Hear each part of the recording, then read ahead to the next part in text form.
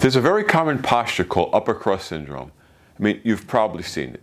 It's characterized by shoulders that are too rolled forward, an upper back that has too much flexion in it, and a chin that protrudes forward just a bit.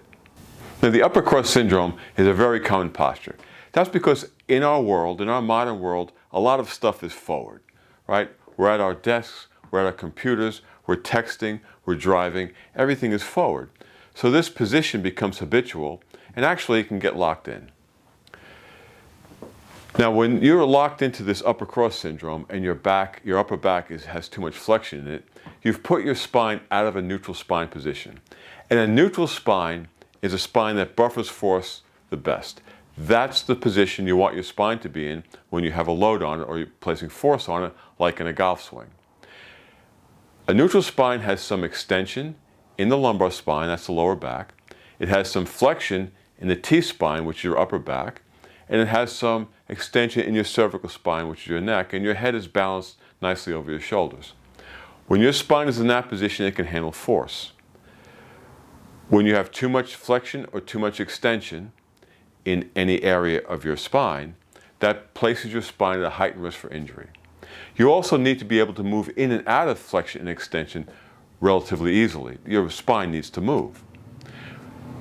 So, keeping your spine in a neutral position is very important for the golf swing, to keep that neutral, stable spine throughout your swing. That's going to keep spinal injuries and back injuries, the risk to those type of injuries down. So what does upper cross syndrome have to do with breathing?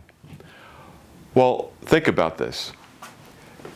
When you are in this rolled forward position, you're in a very defensive position. You're in the position a fighter would be in.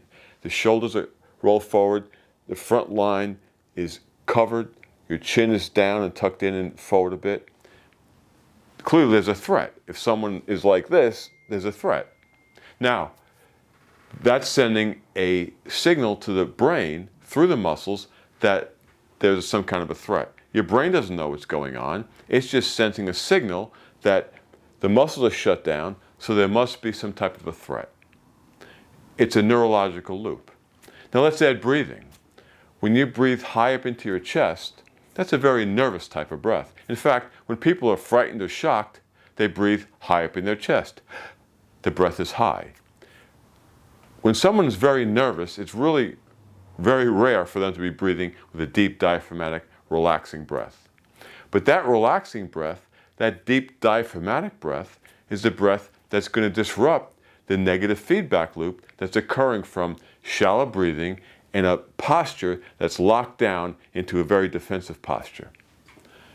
So breathing is the first step to short-circuiting this closed down, defensive, stressed out posture.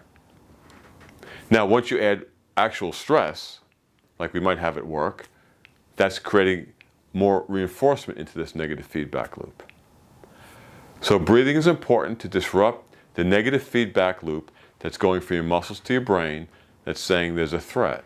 After all, your brain doesn't really know what's out there. It's just sensing signals coming from your body.